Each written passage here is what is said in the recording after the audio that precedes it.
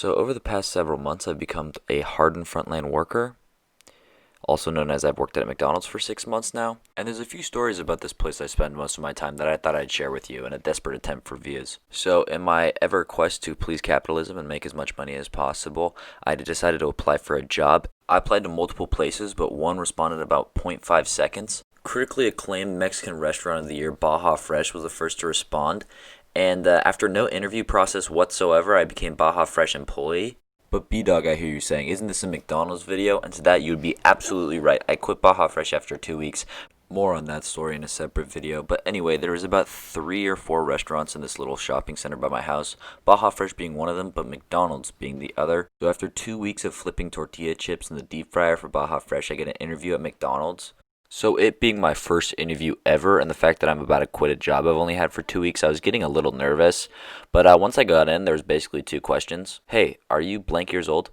Yes. Do you go to school? Yes. All right. So when can you start?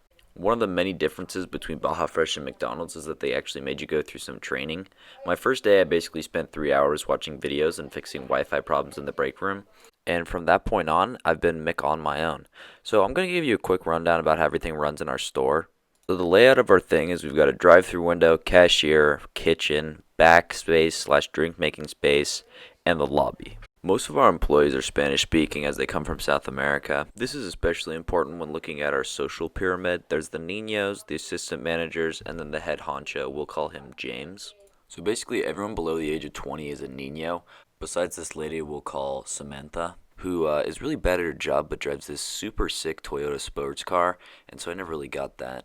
So as you might imagine, I'm part of this Nino class. Our job is to take orders, make drinks, do cashier, basically everything but the kitchen where the actual burgers are made. I used to take orders and make drinks in the back before one fateful day when I became cashier.